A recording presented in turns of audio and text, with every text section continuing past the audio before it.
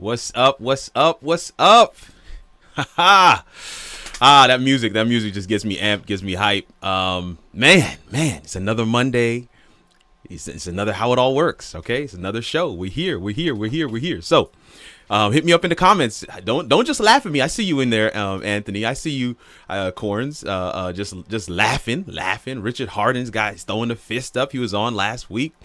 Kanik, that's my rose right there. Kanik's in the comments. Austin Humphreys is in the comments. He's letting us know I'm here, ready to take notes. Yo, we got Gary Jones in the comments. He's saying let's go. Who's in the comments? Where are you watching from? Come on, talk to us.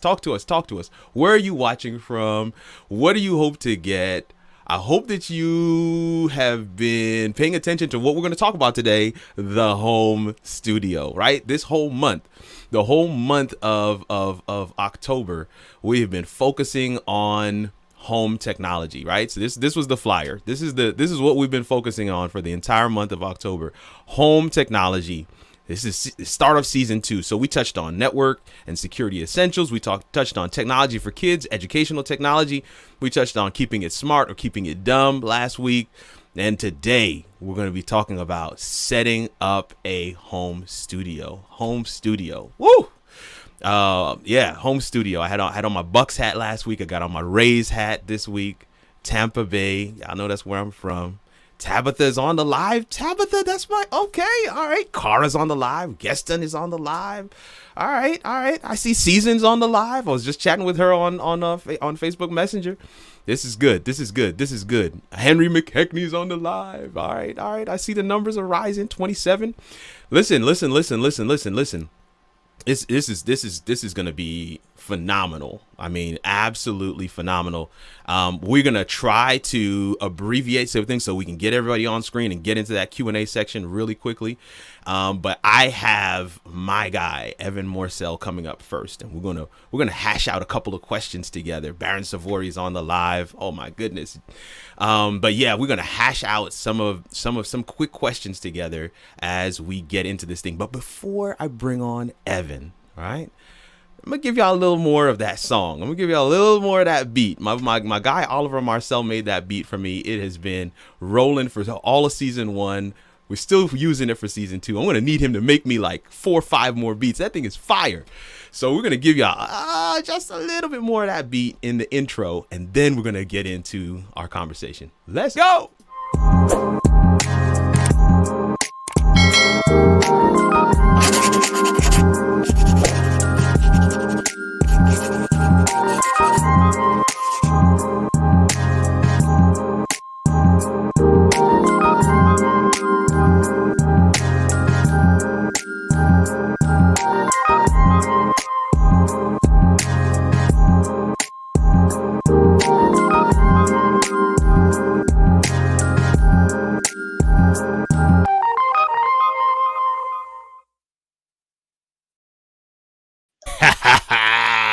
Yo.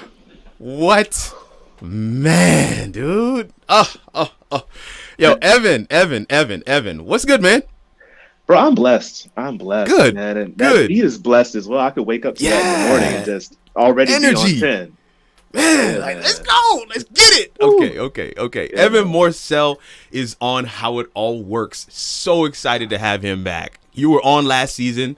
I think we had you on for like PR, branding, social media.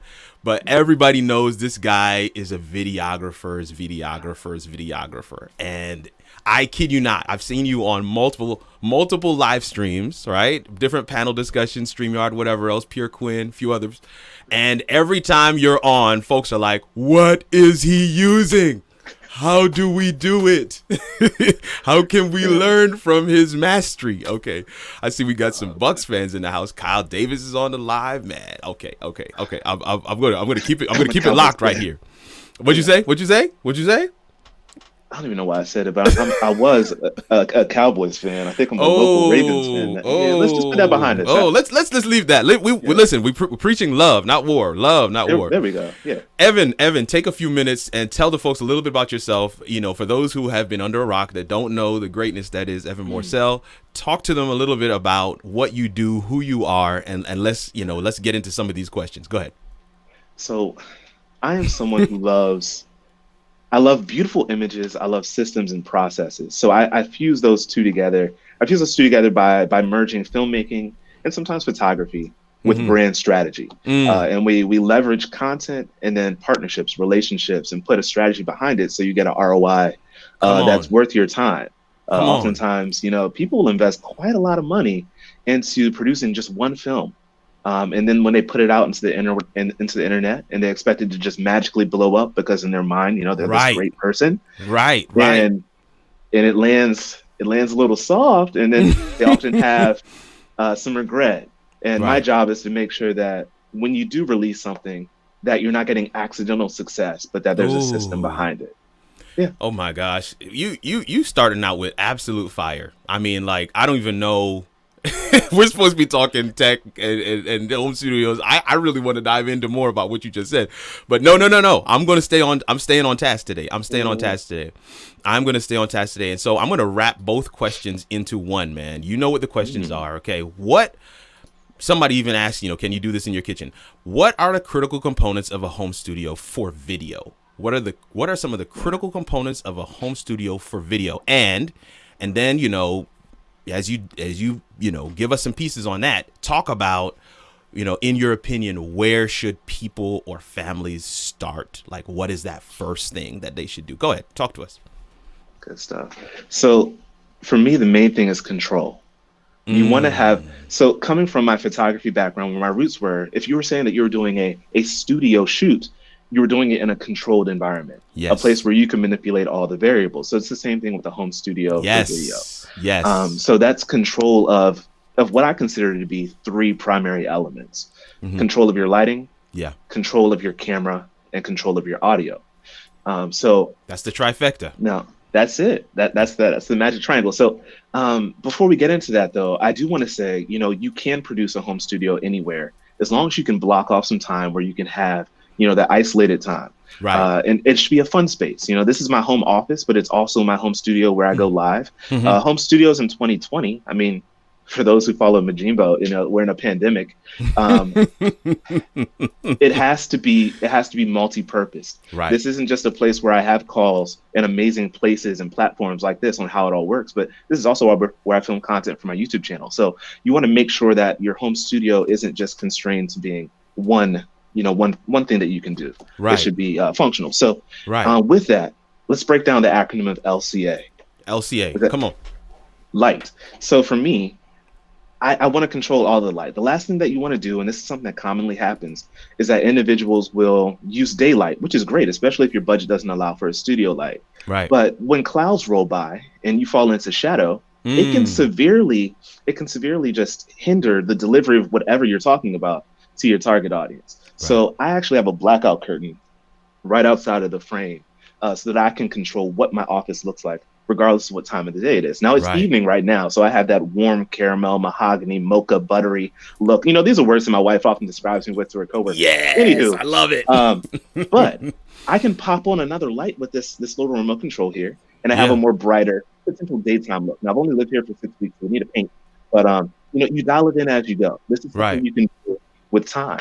Right. So lighting, I recommend using one key light. I have an Aperture 120D Mark II, but it doesn't have to be that model. The key is to have a solid, pure light. Right. I recommend single light sources, not LED panels. Those are hard to control. So something you put a modifier on. I have a large light box here, soft box. Some people call it a light dome, and it puts nice soft lighting on me. And I have this little, it looks like a honeycomb. We call it a grid. Yeah. We're gonna show it in a second. Go ahead.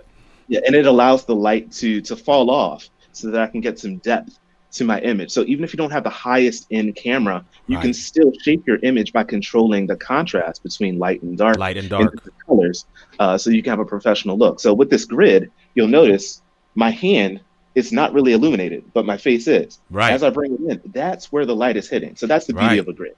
Right. So one main light is what I recommend. And by all means, people, please do not buy a ring light unless you're doing a beauty and makeup channel.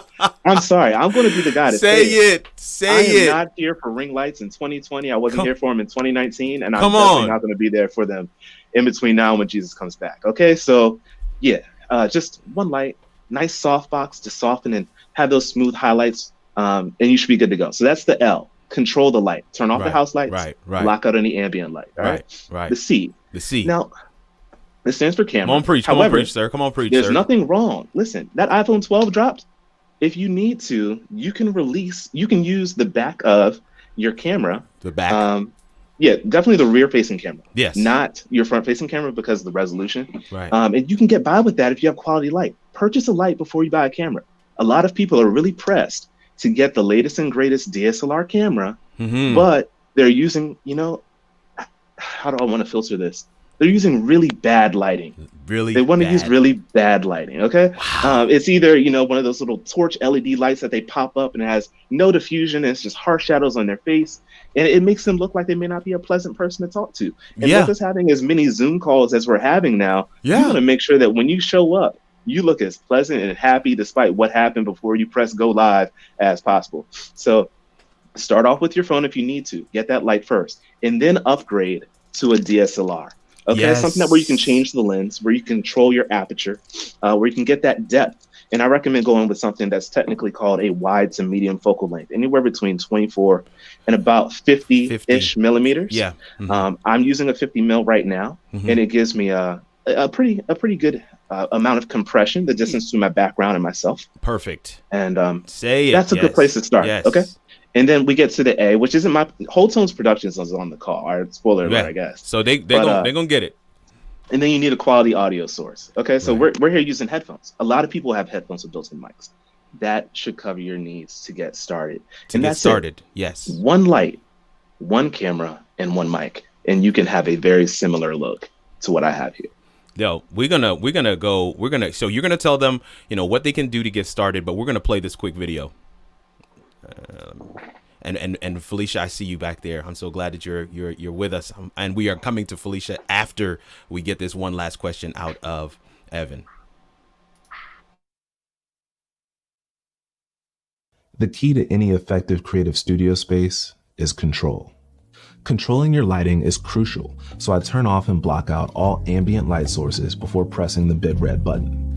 For the most part, I use one key light off axis about 45 degrees with a grid and 2 layers of diffusion to keep it soft and cinematic. I couple that with 2 practicals for a bit of warmth and personality. Filming with full-frame DSLRs, I currently prefer a 50mm for talking headshots and an 85mm for detail shots at their largest apertures. For live calls, I use a capture card to feed a clean HDMI out to the desired video conferencing platform and a small reference monitor to make sure no remnants of black beans or broccoli are in my teeth after lunch when joining a Zoom call. I prefer to use a boom mic that runs to an audio recorder out of frame on my desk, or a pair of sound canceling headphones with an integrated mic when streaming if I know I'll be moving around a bit. That's it. One light, one camera, and one mic.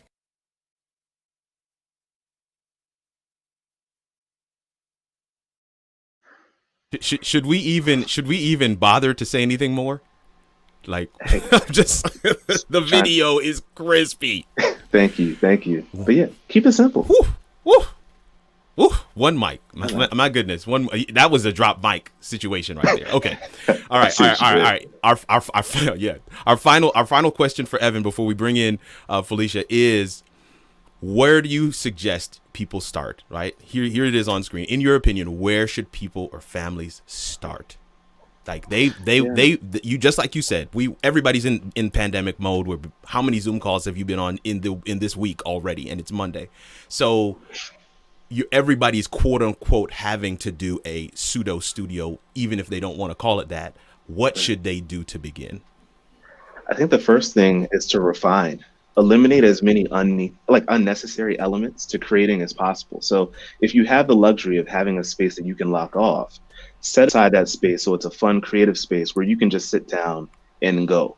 Right. I used to set up and tear down. Oftentimes I'm filming and I'm taking some of my gear with me, and every time I have to build and tear down, it drains my creative energy. So if you can have a place that you can isolate so you can just hop right into your element, yes, that's the main thing. That's good. Before anything else.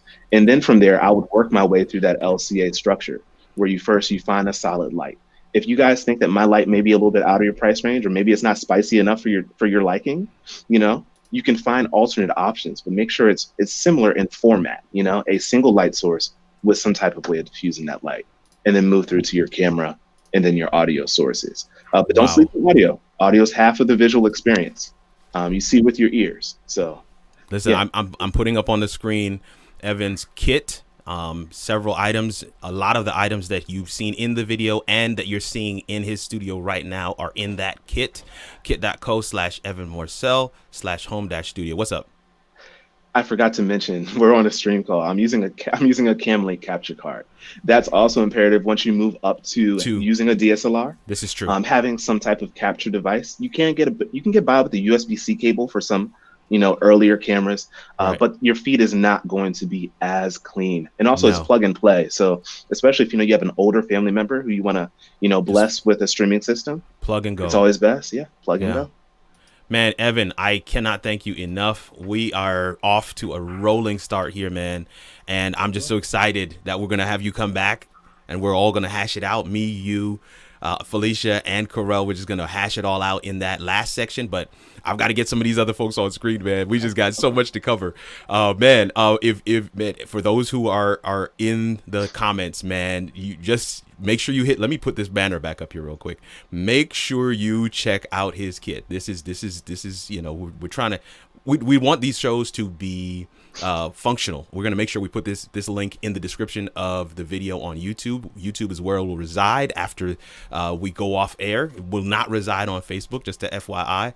But we want to make sure that these are functional. We're giving you tips. I mean, that LCA, listen, take that to the bank, guys. Take that to the bank. But listen, there's all kinds of unique scenarios under which people have created a home studio. And our next guest is going to share some of her story. But before she comes on, I want you to see one news reporter's very unique story.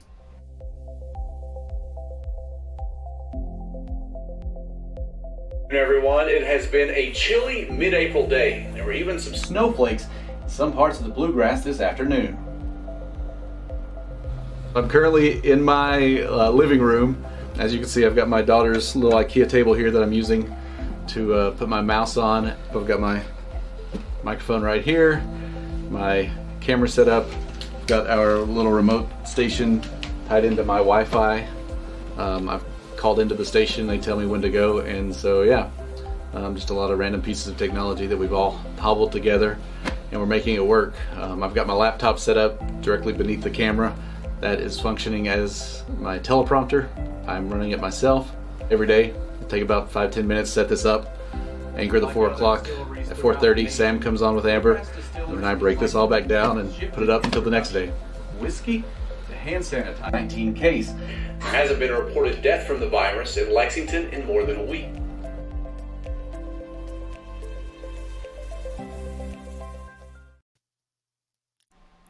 Wow. Listen, folks, these home studios come in all shapes and sizes. And so here's the thing. I can almost, if you were looking at that last shot, right, when he was on somebody else's TV screen, could you really tell that was his home studio? I couldn't. That's phenomenal stuff. And this is what we want to cover. We want to talk through, all the different circumstances that leads one to creating a home studio. My guest right now is Felicia Alston, and I'm just so excited to have you here. How are you doing? I'm doing exceptional. Thank you so much for having me. Oh man, listen. This is one of those connections that was made, and it was quote unquote right. It was through a mutual friend, Absolutely. through the Ecamm community on Facebook, but. We had a chance to chat and really just spirit met spirit, and I really feel like we're going to be good friends for a long time. Oh, Felicia, that's awesome. tell the folks a little bit about you, and then we'll dive into our question. Well, first of all, I want to thank you so much for having me. Mm-hmm. My name again is Felicia Alston, and I'm a 23-year Army veteran. Mm-hmm. I'm a Southern girl, and everything that I do, first and foremost, is biblically based. Okay, Come on. I'm a woman of strong faith, and not that I'm perfect, because no one isn't. However, I like to live my life in a way that I believe at the end God will be well pleased with. At least that's what I'm hoping for. That's good. That's good. So Felicia Alston, you see her website right underneath her name right there. Check her out. Okay, she's got to plug. She's gonna plug what she does in the plug your hustle section at the end of the show. But check her out when you get a chance. But Felicia, look, I know already that people are seeing that background behind you. They are seeing that blur. They're hearing your microphone. They have questions. But before we get to those, talk to us a little bit about your journey, right? Your story, because this room wasn't always for this purpose. Am I correct? You are absolutely correct, Kirk. I've always had a home office. I can remember when I was very, very young, a home office was something that I always dreamed of having. And so as time goes on, you kind of put this piece together. You put a desk there, you put, bookshelves here and bookshelves there and different things like that. And then you add all the books in. But then there came a time in all of our worlds and our environments where we had to make a shift. Mm-hmm. And for me, I had to shift my home office into a home studio. Yes. So it's what I call the power of the pivot. Amen. Ooh. So I want Come you on. all to remember Come that. The on. power Come of on. the pivot. I should be launching that show. Listen, pretty soon here. that's the hashtag. Put that in the comments right now. Power of the pivot. Go ahead, Felicia. Yes, Talk to us. hold me to it. Hold me to it. So I can be launching that show pretty soon. And I want to say here that when I started the whole home studio, I can recall always being fascinated with cameras. I remember about 12 years ago, my husband, he bought my first DSLR entry level. And I said, I want to take pictures for God. When I go to heaven, I want to be a photographer for God. So my love for photography, it started back then, but I put it down and I put it away. So in comes COVID. Right. And my passion for photography and for cameras, it took off again. Except instead of taking pictures, I began to learn how to do what I need to do to live stream. Yes. To get that look that I wanted. And I started out with a webcam actually a couple of years ago. Started out with a Brio 4K. Yeah, I that's used good. that for a while. Absolutely. And then I began to just play around with my cameras again. Yeah. If I may just read something, and this is Come on. this little book that I have. I picked it up the other day, and it says, "It always seems impossible until it's done." Right? Come on. So the page that I turned to when I picked up this little book, it says, "I keep on making what I can't do yet in order to learn to be able to do it." Vincent van Gogh. Oh my. So I keep on doing all the stuff, and I know we're going to show all the stuff that's around me in my background, all that stuff. Listen, I just keep on doing it in hopes that I would really know how to do it one day. Look, see, this is, and that answers the question. One of the things that I always get is like, well, you're technical. You come from a media background. This stuff is natural to you. And so, you live and breathe this stuff. And what I'm saying, I'm so glad that we have you on the show to exemplify that it's not just the technical and the media folks. Yes, you had interest, but what you just said a second ago, that quote from Van Gogh, you just keep on trying. I was saying to somebody earlier, they were like, man, Kirk, you're a beast with this one. We're talking about the platform was Loopback. And I was like, no, I just happen to have failed enough. Wow. to be able to share with you nuggets of wisdom from that long journey of failing. But man, that's just so powerful. Listen, we're gonna show the background. Felicia, what I want you to do, because when I play this video, it's going to mute your microphone. I want you to unmute your microphone and just talk over the video. Unmute my microphone. Okay. Once I press play on this video, on this clip that you send in, I want you to unmute your microphone and then just talk over it. So here we go. Okay.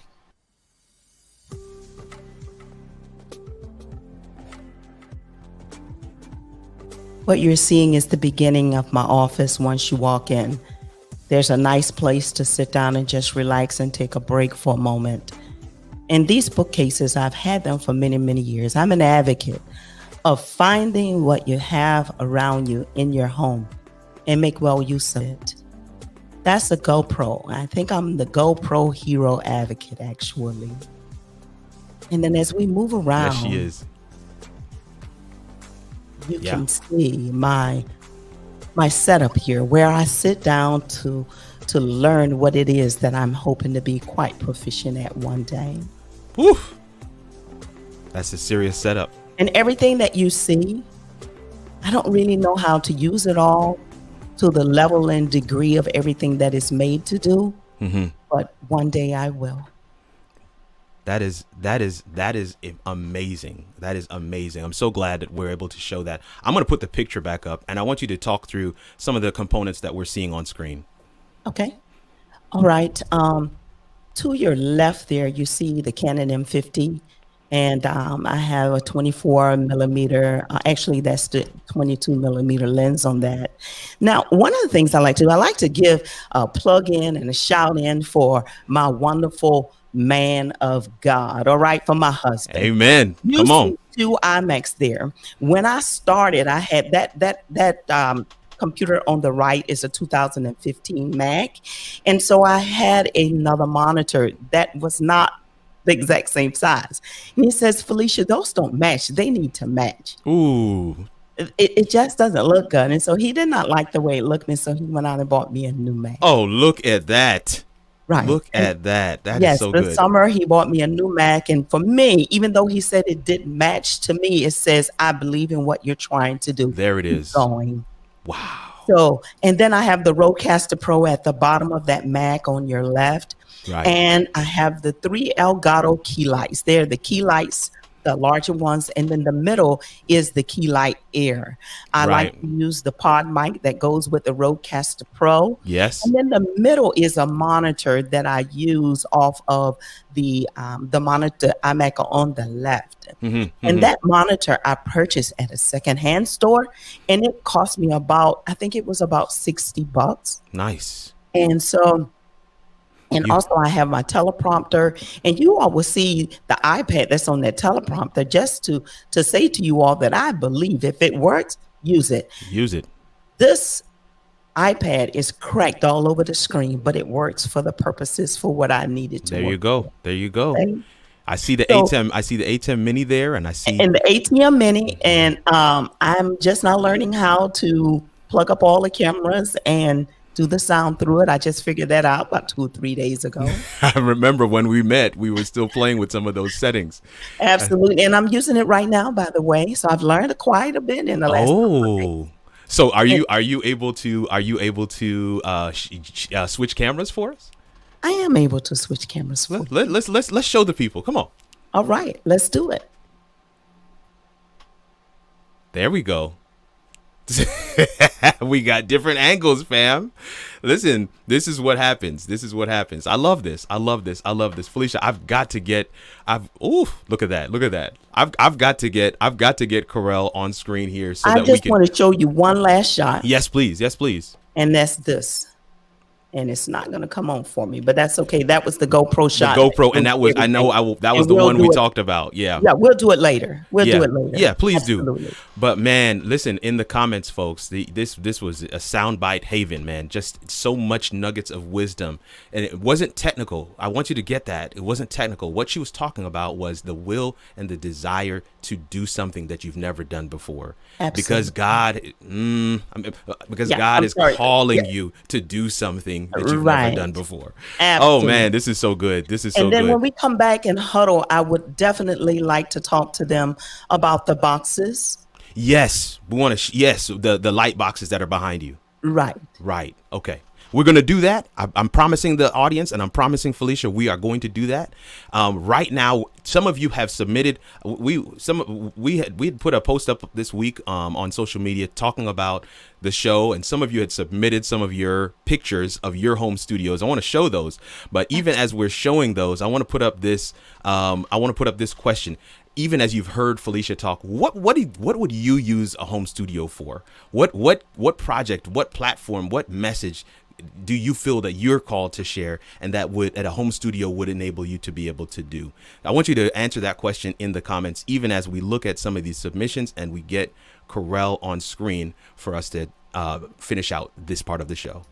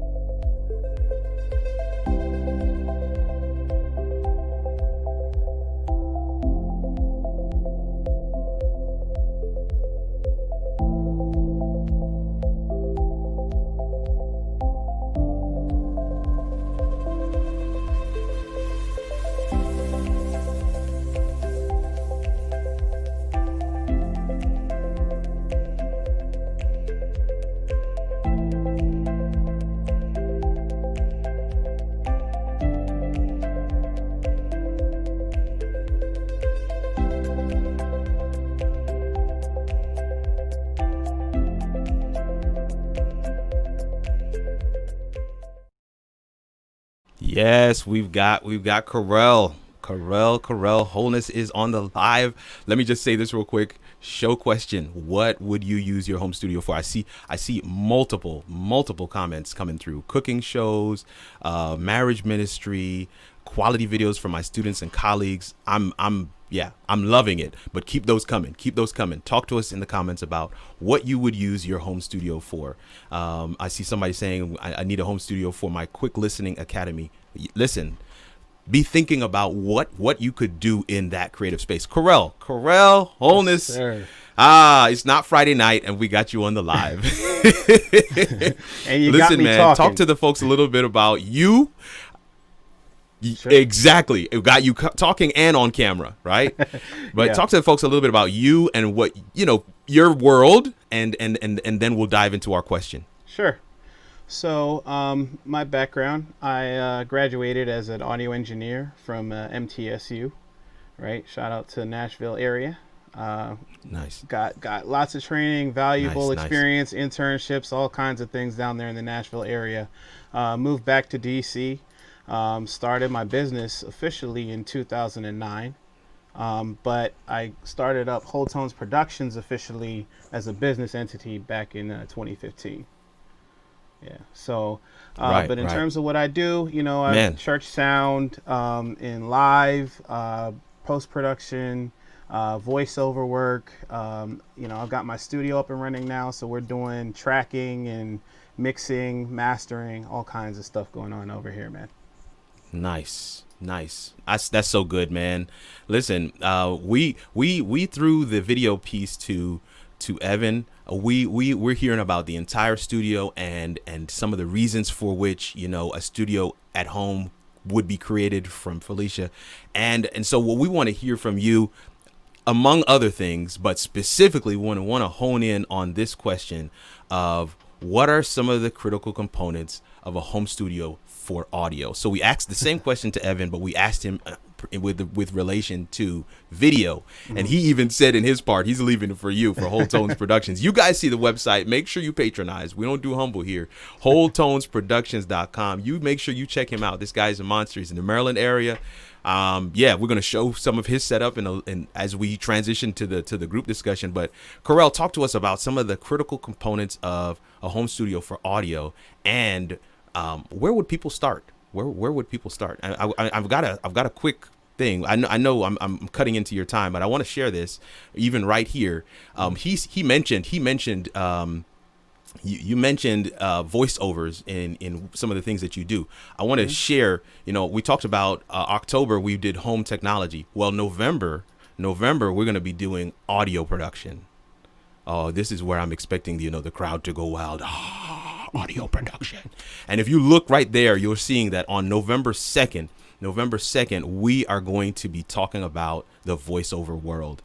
And we got Alvin Chia, the bass from Take 6, and we got Micah Logan. Both are beasts in the voiceover world, I should say, and they're going to be on here. So I'm trying to tie that in, to the conversation we're having.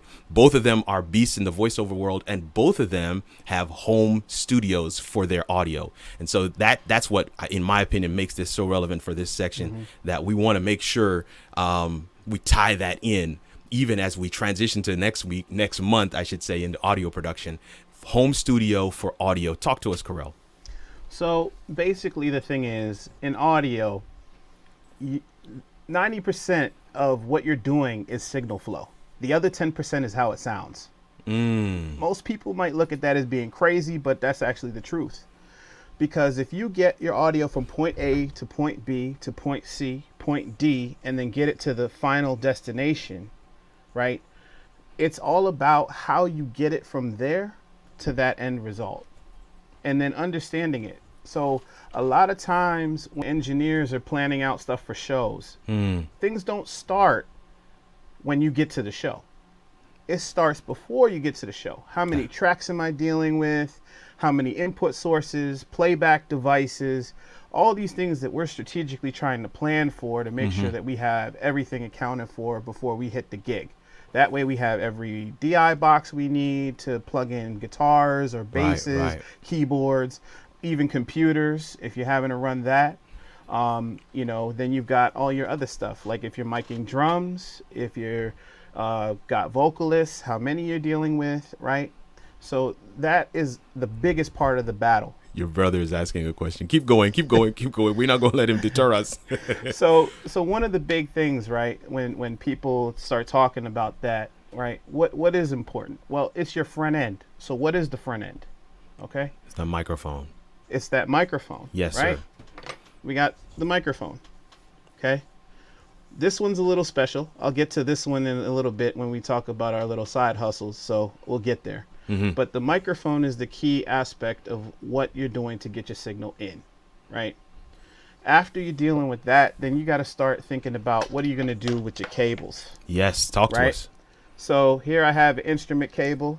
I also have a mic cable here that you know, we deal with. I'll talk about that in a little bit, but the big thing is that you want to deal with a good solid front end, and your cabling also has to go with that. Don't cheap out there. Now, I'm not saying you got to go get the most expensive thing, Right. but you want to get good quality things that'll last you a while, and it'll also help you with the fidelity of your audio, right? Exactly. Moving on from cabling, right? We also have, you know, your interfaces or your preamps, Right. So what are you going to put that source into to get it either into your computer or bring it into the world and then bring it into the computer? What, right? and talk to them. Okay, talk to the folks about, you know, USB audio interfaces, the other preamps that are available. Sure. What are so somebody has a regular microphone, USB microphone. They can't control the volume or anything. What are some of the drawbacks and pitfalls there? So, you know, when you start getting into this world, right, things can be very simplistic. So I'm going to start on the simplistic side. Yes. So we got this little guy. I don't know if you've seen this, but it's a Shure piece. It's about $99, right? Not advertising for him per se, but the big thing is that it's USB. There it is. Right? You plug your mic in on one end with the mic cable, and you plug into the computer USB. It's got a headphone jack on the side here. Perfect. And boom, you've got an instant audio interface just like that. I'll cut voiceovers with this at church.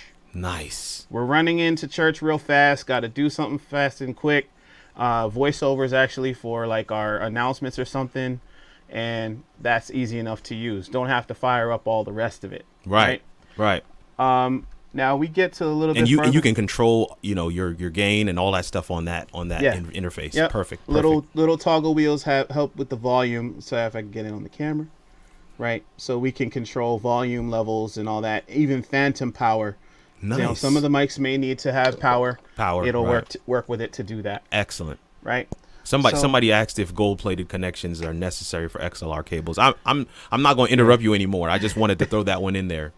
Well, I mean, look, we have all types of things, right? So, I mean, we deal in gold, we deal in nickel. I've got a bunch of connectors. I actually happen to make my own cables, you know, and that was very critical to me keeping costs down. Right. But then also I had quality control. So you could use gold-plated cables if you want, but the key thing I think is more so the cables that you're using. So most cables, at least mic cables, are going to have at least 3 connectors inside. You'll have the ground, and then you'll have 2 conductor wires, right? Yeah. Usually. In my studio, I don't know if y'all could see, Star Quad, right? Yeah. So you see 2 of the same color, 2 whites, 2 blues, and a ground. Right?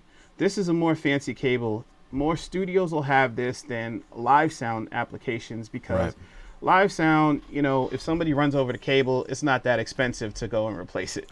This cable is a little bit more expensive. Right. And especially if you get them pre-made, you know, it's going to cost you. Whereas, well, I can't get into how much it actually costs to make the cable. Let's just say it's more cost effective if you know how to do it yourself. There you go. Right. There you go. Man, listen. I want to. So on bring it. Listen, we've touched on a lot in terms of the entire audio piece in terms of your home studio, but I want to. So I'm going to show your video in a second when we transition into our group discussion, and once we get everybody on screen, we want you to break apart that video for us. But as we prepare to do that, I just want you to talk to folks about what your recommendations are. Sure. Somebody's trying to figure out, what do I need to do for my mic? My audio is terrible. I can't control it. Yeah, help me. Sure. Some of them are just using Zoom. Some of them are in full productions. I mean, you saw the video of the news reporter, and what should I be doing? Should I get a lapel? Talk to them about some of your recommendations, Sure. and the different scenarios that those recommendations would warrant. Right. So, there are going to be a bunch of different critical things that you're going to want to pay attention to, right? So in terms of like your home studio environment, let's start there, right? Acoustic treatment is huge. I'm going to turn my camera for a second, but you see that panel on the wall? Right. I made that, but the thing is that kind of treatment helps you, right? And you want to control your acoustics in the room that you're in, because we all know that feel when we just moved into a house and the room has no furniture in it, right, and then you start running into issues with all this echo. We got to deal with that, right? So that's the first thing. Then the next thing after that, is the front end, to try to deal with all your equipment and get that solid. Right. Then your monitoring that you're using, right? Okay, good. So your speakers, right? Or your headphones. Right. So I got a couple different styles. These ones are closed back headphones. These ones, good for voiceovers. If you're in the studio tracking, and any time you're doing any type of work, you want to use those. Right. But if you're mixing, you don't want to necessarily use that. You want to use open back headphones for your mixes. Right. Because the problem is air moves, and the closed back headphones constrict the air flow of the cones inside. So you want to have them open, so that way it gives you the full fidelity of the sound. Nice. Right. So those are some key things. Now with the microphones, whether it's a lapel, whether it's a dynamic mic, or a cardioid mic like this one, right? You're going to want to make sure that whatever your application is, that you gear your choice towards that. So if you're a loud talker and you're going to get dynamic, you may not necessarily want to have a sensitive cardioid mic, right? And I'll show you why. So this one's a microphone that I built. This capsule is very sensitive. Wow. And if you just hit it hard, it's not going to be able to sustain. It'll distort. Right. So a dynamic might be better for you for certain things. If you're going to do like a podcast or things, it'll take the plosives that come off your voice with the P's and the B's. The preachers need to be listening right now. Don't get the sensitive joint if you're going to be yelling at us, please. So, and some of the other mic choices, might come into the timbre of your voice. So let's say that you have a darker timbre. Right. You might match better with a softer or higher timbre microphone. And vice versa. If you have a brighter voice, you want to match that with a darker mic. So that way you sound natural, how everybody, hears you. Right. When you're actually speaking. And so those are key. I'm going to end off with this piece before we play your video. I was talking to somebody earlier today, and I was like, man, I have been testing out mics. And I think that that's something that people don't recognize that you kind of need to do, because you're the way you are on the microphone in different scenarios. When I'm doing some speaking engagements, I may not be as animated and excited as I am when I'm on the show, but I need a mic that's going to be able to do the full gambit and still give me good sound as I'm going into some of these meetings, into these platforms for what we're doing. So one last thing I wanted to share before we play his video is you want to make sure you test out some mics. Keep the receipt. Test, plug it up, get a feel for it, get some people on Zoom, ask them how it sounds, and then take it back if it's not what you want, and test out something else. Don't be afraid to test out the mic. But we're gonna get a chance to go through and see the Whole Tone Studio in its entirety right now.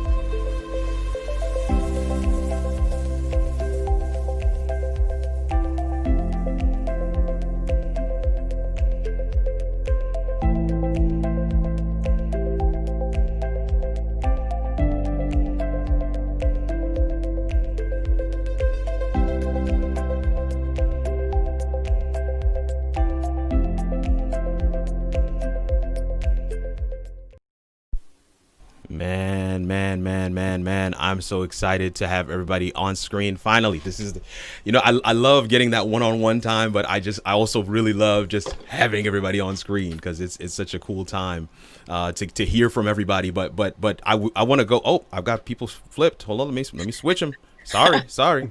I want to go back to Karel just for a second for you to kind of walk through. People are already talking about some of the gear that they saw in the video. Walk through some of that stuff for us, and then we're gonna just get into some general discussion. So, folks, even as Karel is talking about some of the gear that you saw in that last video, I want you to put your questions in the chat with a Q in front of it. That's going to enable me to pick them out very quickly. Put a Q and then put your question, whatever your question might be. We're going to go from Karel. We're going to talk about the studio. We're going to go to Felicia. We're going to talk about some of those light boxes behind you, and then we're going to take some of these questions. Go ahead. All right. So in terms of what I have, we'll start in the tracking room there. So, I got custom wall plates put in. I did all the soldering myself. Brought all the wires all through the walls, all into the studio. Got it all hooked up. Lovely. Lots of hot dates with this here. Yes, indeed. Right. Lots of Saturday nights with this. Come on. But it really, I think, helped with me like getting everything organized real tight because as you saw, even on that one plate that was there in the studio, I've got 32 inputs live in the studio coming over to the side. What you also saw was data jacks. Yes, sir. I don't know if y'all saw that. Oh, we saw it. So you're planning for digital audio before you even step into that realm. So if I ever go with a digital kit, I'm already wired to handle it. Right? Lovely. So and then I also use those for my playback devices. I have those Behringer P16s that I use the network drops for too. Behringer, man. Yeah. Listen. The name dropping is serious right now. Listen, even as Felicia's preparing to share a little bit about what we're seeing behind her, I wanna make sure that folks have heard me before. I see one question already there. Put your questions in the chat with a Q in front of it. That's going to help me to quickly pull up, your questions. But Felicia, talk to us a little bit about what we're seeing behind you. Alexa, turn the boxes green. Come on, fam. Won't he do it? Yes. Come on, Alexa, Felicia. Turn the boxes to 20%. Come on. Listen, we had our smart show last week. This is fitting right in. This is going right in line with all this stuff. This is crazy. So the idea for me is to be able to have my lens do its thing. And I kind of like to color coordinate whatever I'm wearing for the day.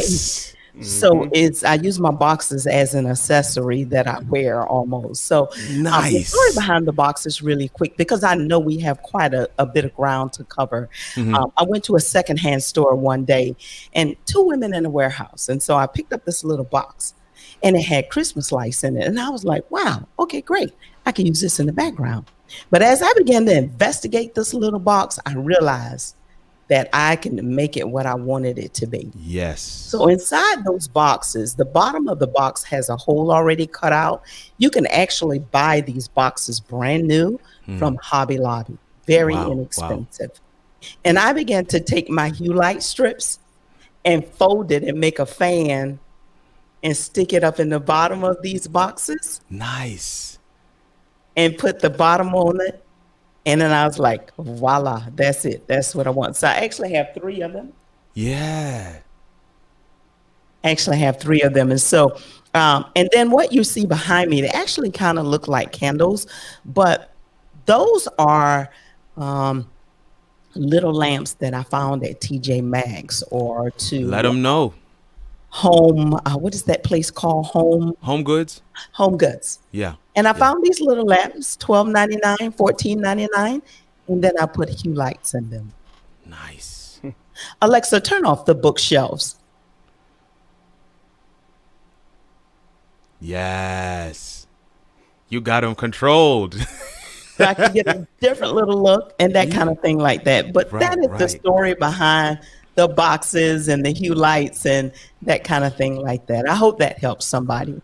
I believe it has. I'm seeing the comment section kind of, rise up, so that's pretty cool, man. I'm really loving what we're seeing here.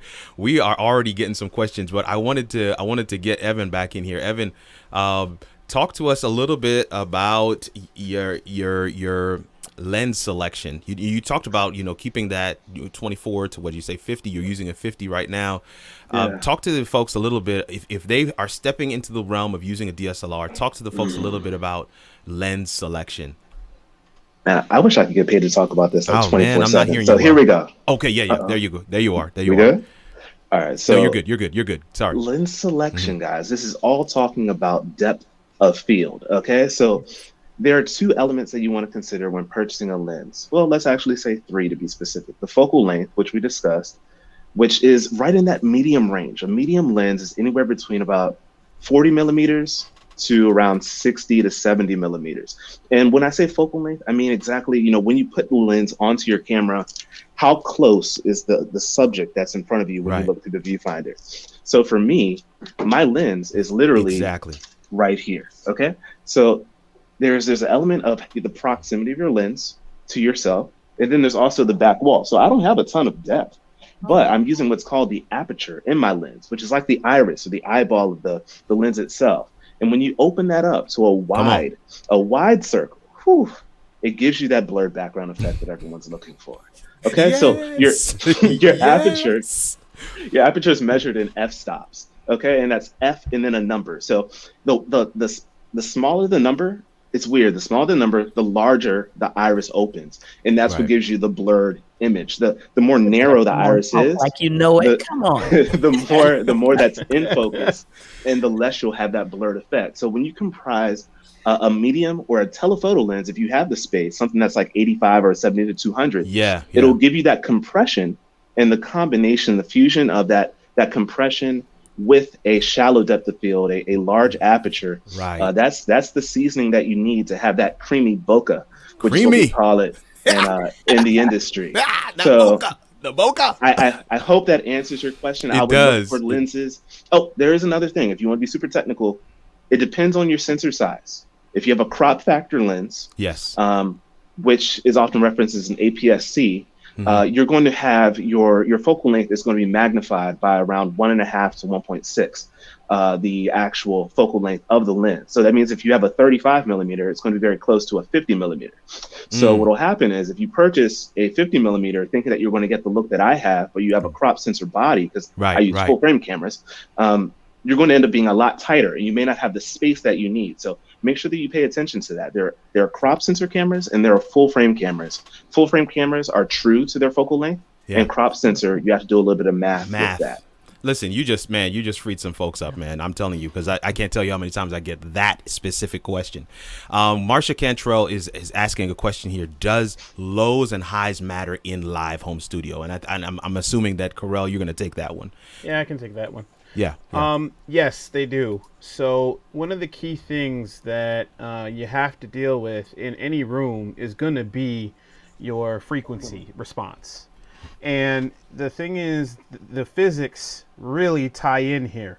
So the smaller your space, right, the tighter it's going to be, and then I'm going to get a little science here now, but the nodes and anti-nodes, right? So the frequency lengths inside of your room are either going to increase and stand in the room, or they're going to diminish.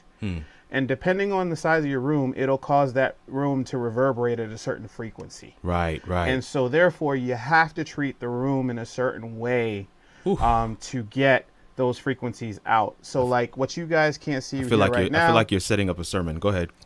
What you guys can't see right now is I have bass traps in the corners of the front end of my room. And I actually will be treating the ceilings eventually. So in these corners. Right. To try to kind of kill some more of the 250 hertz frequency that's kind of killing my space. Yeah. And for those that might be curious, yes, I do have a sub here. So that does play a little bit into the sound factor here. So yes, lows and highs do matter. And so a lot of the treatment you see on the walls right now I've got around me are more so to deal with the highs, right? But the other thing that I use is a sound treatment here. I got a couch. Yeah. Just Hey, you got to use what you got. Felicia said that. So, it's a part of the stuff that you have to think about when you're building out these spaces. Perfect. And so, yeah, it's a good thing to think of. Listen, while you're on it, just there's one more here. Outboard gear versus mixing in the box. My answer is yes. So outboard gear versus mixing in the box. Wow. So, the thing is for me, right, I tend to do a hybrid approach when I come into doing my audio, right? I have external preamps. I didn't show everything I have in the rack here because, I've got some other stuff going on, during the week outside of audio stuff. Yeah. So I wanted to keep the video clean. Yes. But thank you for doing that. but I do have outboard gear. Plenty of it, actually. Several compressors, EQs, and other things that I do use when I'm wanting to make my money channel. Right. So that means that I'm taking my mic, running it into the preamp, coming out of my preamp into my outboard gear, and then taking that into my session. Right. If I don't want to use it, that's fine, because on my Apollo gear, which I know some people have said, ooh, Apollos, right? They actually have modeling of some of that vintage gear on the device, and then I can run it through there and then run it into the audio program. And get that sound, get that effect. Right. Mm-hmm. Man, this has been rich. I'm looking in the comments, and so first of all, we're like 2 minutes from being, over. So we are definitely going to go over because I need everybody to plug their hustle. But I'm looking in the comments and I'm not seeing, other than the two questions that we just took, I'm not seeing any questions. Oh, here we go. Hold on. For Evan and Felicia, they asked what's the f-stop set on your camera for the live streaming and what lens. So yeah, go ahead, Felicia. I know Evan, you answered in the comments already, but yeah, go ahead. For me, I'm actually using the APS-C as my primary camera, and I have a f1.4 lens, which is a 32 millimeter lens. All right. Listen. She I know she says she's not technical, but man, she's talking the talk, walking the walk. Okay. I like to. May I add one thing for the type of mind that doesn't really understand everything that Karel, is that how you pronounce your name? Yes. That Karel has said. When I thought about sound treatment, I thought about, okay, I have a carpet on the floor, I have a couch over here. But one of the things that I did was the foam that you put on the bottom of your studio monitors. Mm-hmm. What I did with those, as an example, is I took those and I put them behind the larger frame wall hanging on my wall. Nice. So it's there. Yes. So I put it behind it as just as a simple solution to kind of help it all, because I have very, very high ceilings here. Mm-hmm. And you want to make sure that you're deadening that sound. That's good. F1.4 for the win, somebody says in the comments. So listen, we're going to go around the digital room. We're going to start with Evan. We're going to go around to Felicia. We're just going to plug our hustles. I want people to know where they can find you, what you're up to these days, if there's something that they can support, if there's something that you're going to be on. I know that your websites are all on the screen, The Rev Perspective, WholeTonesProductions.com, and Revify Ministries. But I want you to share with them a little bit more about what you're doing these days and how they can, follow up and support what you're doing. So go ahead, Evan. Thank you, Kirk. So for me, the best way to follow me is on Instagram and YouTube. That's primarily where I am. I dabble on LinkedIn, but at Evan Morsell or at The Rev Perspective, respectfully. And that's where you can stay up to tune. We just finished filming a Beats by Dre commercial last week, and I'm proud of it. Like, I'm really happy about that. And it was a full experience, and I'm really excited. So there'll be a behind the scenes video that's being released, so that any emerging creative who wants to know how you can, how that works, if I may, you can learn how to do that. Yes, you may. Yeah. So that's the best way to keep up to date. Stories, the grid, and you can find me at therevperspective.com. That's what's up, Karel.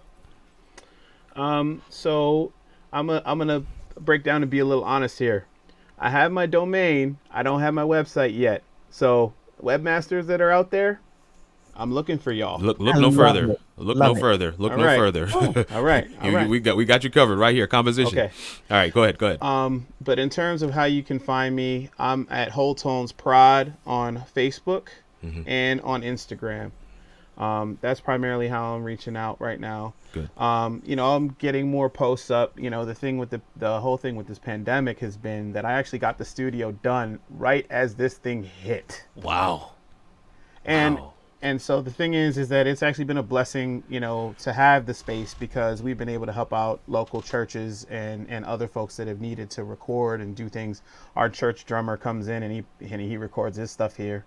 So if you Nice. Look at what we do at Metro. That's excellent. That's Yep. excellent. That's excellent. And then, in terms of other things, my brother and I have been building mics.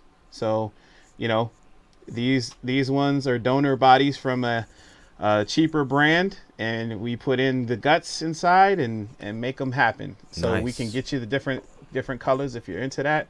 And then the other thing I've been doing is making cables, do that custom for people as time allows. Lovely. Yeah, so I'm about town, just freelancing and doing whatever needs to happen when I'm not doing my main gig. So, yeah. That perfect. Two things. Two questions, one answer. You talked about getting website help, and then I see Season is in the comments saying website help as well. But let me say, Composition LLC, yourcomposition.com. Check us out. We can set you straight. We got you covered on websites. Okay, Felicia, close us out. Talk to us a little bit about where you are, what you do. I do have one question for Evan as we close out, but I want to hear from Felicia. Go ahead. Okay, you all can find me. The website is there on the screen, but I'm also very active in social media, Facebook page. Yes, she is. And also an Instagram page. I'm trying to get, working on getting my YouTube channel up and going and moving with content and that kind of thing like that. I'm at the stage in this process where I have to learn and do. Learn and do. Because at a certain point, you can just have so much information, it becomes information overload. And so I'm at that point where I have to do it. I have to put it into action. So that's where I am. That's where you can find me. And hey, let's all get together and do this thing, okay? Excellent. Right. Listen, Evan, somebody asked, DaVinci versus Premiere. Resolve versus Premiere. Am I correct? Somebody asked that way earlier, and so I personally like Resolve. But what talk to us about your answer to that question. So I'm finding that it's really about workflow and what works for you, and also budget. I've bought into the Creative Cloud suite, and they hit me for like whatever it is a month, and catch them on Black Friday. Hey, this is Techtober next month. I know because I dropped my previous subscription to get the Black Friday deal. All right, so anywho, but they're going to charge you every month. So as opposed to like Final Cut or Resolve, where you might pay $300 up front, if you get the full suite, I think it's also for like $50. That's $600 a year. You have to factor that in. Are you getting, that type of return so that you can afford that? But so also with DaVinci is phenomenal. I love their nodes, especially when it comes to color grading. It's one of the industry standards when it comes to grading and correction, and I love them for that. But I also noticed that DaVinci appears, in my opinion, to be more progressive. They're like the Sony of nonlinear editors. They're always pushing the bar. However, their integrations are still developing. Yes, so Premiere has been around for a while. Right. So they play nice with everybody. So it just depends. Look at your priorities, look at your budget, look at the things that you're going to be editing, look at the things that you need to prioritize when it comes to cutting, and then make your decision there and just commit to it. Like there really isn't a bad editor out there. If you know what you're doing, as long as you have a proper workflow and you're efficient, then you should be good to go either way. But I wouldn't spend too much time contemplating your editor before, when you could be getting edits done. That's something that I struggled with for a while. I was like, wow, am I being efficient? And I'm not really getting anything done. So yeah, that's my answer to that. Thank you. Listen, I just want to say a word of thanks to everybody on the panel for taking time on your busy afternoon to join us here on the show, How It All Works, to talk through some of the things that you have done in your home studios and how that has impacted your life and what that has enabled you to do. And I hope that our audience has been able to benefit from that as well. Folks, next week on the show, first of all, we're starting the month of November off, and we're shifting topics. So we've been doing our home technology series. That's the flyer for today. Here's the flyer for the month. We've been doing that home technology series, and we're shifting now, for those that weren't here earlier, shifting now to this audio production series. And so the voiceover world is first. We're writing process. We're going to have Gail Jones Murphy back. We're trying to get Cedric Dent for that show. Still haven't confirmed, but y'all pray for me. Music workflow. Listen, it's going to be myself, Roby Burton, and the maestro himself, John Stoddard. So we're looking forward to that show. And then audio engineering for live productions. We might have to actually have Karel back for that one. But either way, that's what November is looking like. And I hope that you will support and come back and check us out to see some of the things that we got going on. It is going to be a power-packed month. And we lead into December, where we'll be doing video production. So November, audio production. December, video production. So that's it. This is how it all works. This is what we do here. We tech media leadership, and we peek behind the veil. We give you a window into some of the stuff that you may not have been able to see before. And I'm hoping that happened for you today. I'm hoping that, that light bulb went on and you started to say to yourself, man, I kind of need a home studio too. I want to punch up what I'm doing when I get into these virtual meetings and these virtual spaces. I want to have a platform to get the message that I know that's been burning on the inside out to the world. And this home studio thing is going to be able to be the vehicle with which I'll be able to get that out to the world. I'm hoping that you've connected those dots today. I'm hoping, essentially, in a nutshell, that you were able to figure out how it all works. Thank you so much for joining us today, and we'll see you in the next video.